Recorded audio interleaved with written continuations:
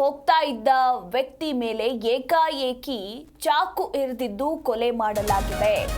ಬೈಕ್ನಲ್ಲಿ ಹೋಗ್ತಿದ್ದ ವ್ಯಕ್ತಿಗೆ ಚಾಕು ಇರಿದು ಕೊಲೆ ಮಾಡಿರುವಂತಹ ಘಟನೆ ಮೈಸೂರು ಹೊರವಲಯದ ಬೆಲವತ್ತ ಗ್ರಾಮದಲ್ಲಿ ನಡೆದಿದೆ. ರಿಯಲ್ ಎಸ್ಟೇಟ್ ವೃತ್ತಿ ನಡೆಸ್ತಾ ಇದ್ದ ಹನುಮಂತು ಎಂಬಾತ ಕೊಲೆಯಾಗಿರುವ ದುರ್ದೈವಿ. ರಾತ್ರಿ ಹನುಮಂತು ತಮ್ಮ ಬೈಕ್ನಲ್ಲಿ ತೆರಳ್ತಾ ಇರ್ತಾರೆ. ಈ ಸಂದರ್ಭದಲ್ಲಿ ಏಕಾಏಕಿ ಅಪರಿಚಿತ ವ್ಯಕ್ತಿಯೊಬ್ಬ ಬಂದು ಚಾಕು ಇರಿದಿರುವಂತಹ ಘಟನೆ ನಡೆದಿದೆ. ಜಮೀನು ವಿಚಾರಕ್ಕೆ ಸಂಬಂಧಿಸಿದಂತೆ ದ್ವೇಷ ಇದ್ದು ಈ ಹಿನ್ನೆಲೆಯಲ್ಲಿ ಕೊಲೆ ಮಾಡಿರುವ ಶಂಕೆ ಕೂಡ ಈಗ ವ್ಯಕ್ತವಾಗಿರುವಂಥದ್ದು. ನಿನ್ನೆ ರಾತ್ರಿ ತಮ್ಮ ಬೈಕ್ನಲ್ಲಿ ತೆರಳ್ತಾ ಇದ್ದ ವೇಳೆ ಈ ಕೃತ್ಯ ಎಸಗಿದ್ದಾರೆ ದುಷ್ಕರ್ಮಿಗಳು. ತಮ್ಮ ಜಮೀನು ಮಾರಾಟ ಸಂಬಂಧ ಅವರು ಕೆಲವರೊಂದಿಗೆ ವೈಮನಸ್ಸನ್ನ ಹೊಂದಿದ್ರಂತೆ. ಹನುಮಂತು ಎಂಬುವವರು ರಿಯಲ್ ಎಸ್ಟೇಟ್ ವೃತ್ತಿಯನ್ನ ನಡೆಸ್ತಾ ಇದ್ರು.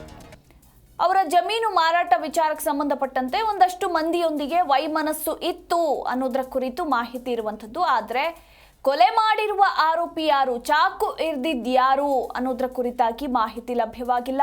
ಮೇಟಗಳ್ಳಿ ಪೊಲೀಸ್ ಠಾಣೆಯಲ್ಲಿ ಈ ಒಂದು ಪ್ರಕರಣ ದಾಖಲಾಗಿದೆ. ಈ ಕುರಿತು ನಮ್ಮ ಪ್ರತಿನಿಧಿ ಸುರೇಶ್ ಇನ್ನು ಹೆಚ್ಚಿನ ಡೀಟೇಲ್ಸ್ ಅನ್ನ ಕೊಡ್ತಾರೆ. ಸುರೇಶ್, ಬೈಕ್ನಲ್ಲಿ ಹೋಗ್ತಾ ಇದ್ದ ವ್ಯಕ್ತಿಗೆ ಏಕಾಏಕಿ ಚಾಕು ಇರಿದು ಕೊಲೆ ಮಾಡಿದ್ದಾರಲ್ಲ, ಯಾರು ಕೊಲೆ ಮಾಡಿರುವವರು ಅನ್ನೋದರ ಕುರಿತಾಗಿ ಡೀಟೇಲ್ಸ್ ಸಿಕ್ಕಿದೆಯಾ? ಸದ್ಯ ಜಮೀನು ವಿಚಾರಕ್ಕೆ ಸಂಬಂಧಪಟ್ಟಂತೆ ಇವರಿಗೆ ಏನೋ ಒಂದಷ್ಟು ಮಂದಿ ವಿರೋಧವನ್ನ ಕೂಡ ಕಟ್ಕೊಂಡಿದ್ರು ಅಂತ ಹೇಳಲಾಗ್ತಾ ಇದೆ. ಏನಿದು ಓವರ್ ಆಲ್ ಮಾಹಿತಿ? ಮಧು, ಖಂಡಿತ ಅಂದ್ರೆ ಈಗ ಸದ್ಯಕ್ಕೆ ಕೊಲೆ ಮಾಡಿರೋರು ಯಾರು ಅನ್ನೋ ಮಾಹಿತಿಗಳು ಕೂಡ ಇನ್ನೂ ಲಭ್ಯ ಆಗ್ಬೇಕಾಗಿದೆ. ಪೊಲೀಸರು ಕೂಡ ಈಗಾಗಲೇ ಇನ್ವೆಸ್ಟಿಗೇಷನ್ ಶುರು ಮಾಡಿರುವಂತದ್ದು. ಅಂದ್ರೆ ಈ ಒಂದು ಘಟನೆ ಆಗಿರುವಂತದ್ದು ನಿನ್ನೆ ತಡರಾತ್ರಿ ಆಗಿರುವಂತದ್ದು. ಪ್ರಮುಖವಾಗಿ ಬೈಕ್ ನಲ್ಲಿ ಹೋಗ್ತಿದ್ದಂತ ಹನುಮಂತು ಅವ್ರಿಗೆ ಒಂದು ಕೊಲೆಯನ್ನ ಮಾಡಿದ್ದಾರೆ. ಸೊ ಆ ಸಂದರ್ಭದಲ್ಲಿ ಮೈಸೂರಿನ ಹೊರವಲಯ ಏನ್ ಬರುತ್ತೆ, ಬೆಲವತ್ತ ಅನ್ನೋ ಒಂದು ಗ್ರಾಮ ಇದೆ, ಅಲ್ಲಿ ಈ ಇನ್ಸಿಡೆಂಟ್ ಕೂಡ ಆಗಿರುವಂತದ್ದು. ಆದ್ರೆ ಜಮೀನು ವಿಚಾರವಾಗಿ ಸಾಕಷ್ಟು ದ್ವೇಷ ಇತ್ತು, ಕೆಲವರಿಗೆ ಬಳಿ ವೈಮನಸ್ಸನ್ನ ಕಟ್ಕೊಂಡಿದ್ರು ಅನ್ನೋ ಮಾಹಿತಿಗಳು ಕೂಡ ಅಲ್ಲಿನ ಸ್ಥಳೀಯರು ಕೂಡ ಹೇಳ್ತಿರುವಂತದ್ದು. ಯಾಕಂದ್ರೆ ಏಕಾಏಕಿ ಯಾವುದೇ ವ್ಯಕ್ತಿ ಬಂದು ಆ ರೀತಿ ಚಾಕು ಇರೋದು ಕೊಲೆ ಮಾಡೋದಕ್ಕೆ ಇಷ್ಟೊಂದು ಇದು ಆಗೋದಿಲ್ಲ. ಹಾಗಾಗಿ ಈಗ ಸದ್ಯಕ್ಕೆ ಪ್ರಮುಖವಾಗಿ ಮೇಲ್ನೋಟಕ್ಕೆ ತಿಳಿದು ಬರ್ತಿರುವಂತದ್ದು ಹಳೆಯ ವೈಷಮ್ಯ ಇರಬಹುದು ಅನ್ನೋ ಒಂದು ಇದನ್ನು ಕೂಡ ಶಂಕೆಯನ್ನು ಕೂಡ ವ್ಯಕ್ತಪಡಿಸಿರುವಂತದ್ದು. ಇದರ ಜೊತೆಗೆ ಪ್ರಮುಖವಾಗಿ ಈ ಒಂದು ಮಾರ್ಗ ಏನಿದೆ, ಹುಣಸೂರಿನ ಮಾರ್ಗ, ಇಲ್ಲಿ ಸಾಕಷ್ಟು ರೀತಿಯ ರಾಬ್ರಿಗಳು ಕೂಡ ಪ್ರಮುಖವಾಗಿ ಆಗುವಂತ ಒಂದು ಏರಿಯಾ ಮಧ್ಯರಾತ್ರಿ ಈ ಸಂದರ್ಭದಲ್ಲಿ. ಸೊ ಏನಾದ್ರೂ ಚಿನ್ನಕ್ಕಾಗಿ ಅಥವಾ ಅವರ ಹತ್ರ ಏನಾದ್ರು ಇರುವಂತ ದುಡ್ಡಿಗಾಗಿ ಏನಾದ್ರು ಈ ರೀತಿಯಾಗಿ ಕೃತ್ಯ ಎಸಗಿದಾರ, ಇದು ಕೂಡ ಎರಡನೇ ಆಪ್ಷನ್, ಅಂದ್ರೆ ಶಂಕೆಯಲ್ಲಿ ಎರಡನೇದಾಗಿ ಪ್ರಮುಖವಾಗಿ ಇದನ್ನು ಕೂಡ ಇಟ್ಕೊಂಡಿದ್ದಾರೆ.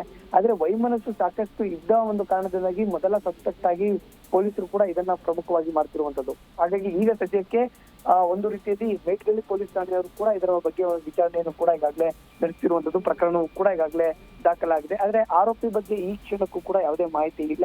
ಇನ್ನೇನು ತನಿಖೆಯಿಂದಷ್ಟೇ ಇದು ಸಂಪೂರ್ಣವಾದ ಜೊತೆಗೆ ಆರೋಪಿಯ ಬಗ್ಗೆ ಮಾಹಿತಿಗಳು ಕೂಡ ಲಭ್ಯ ಆಗ್ಬೇಕಾಗಿದೆ. ಮಧು.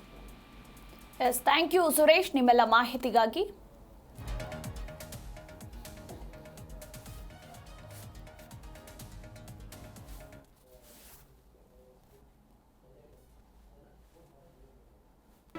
ಜಿ ಕನ್ನಡ ನ್ಯೂಸ್ ಈಗ ನಿಮ್ಮ ಮನೆಯಲ್ಲೇ ನೋಡಿ. ಎಲ್ಲ ಕೇಬಲ್ಗಳಲ್ಲಿ ಈಗ ಲಭ್ಯ. ನಿಮ್ಮ ನೆಚ್ಚಿನ ಜಿ ಕನ್ನಡ ನ್ಯೂಸ್ ಈಗ ಸನ್ ಡೈರೆಕ್ಟ್ ನಲ್ಲಿ number 292, Tata play number 1664, Jio TV number 1334, NXT digital number 30, in cable number 30, city networks 51, U digital number 162, GTPL number 17, Rockline telecommunications number 42, Shri Basaveshwara cable number 168, rural cable network 60, Vinayaka digital 57, Abhishek cable 821, city channel 53, Siddeshwara cable network 57, V4 digital Infotech 628, Surya digital networks 53, Gajanan digital number 836, Malnad Infotech private limited number 56, Metrocast number 830, Victory digital number 167ರಲ್ಲಿ ನೋಡಿ ಆನಂದಿಸಿ.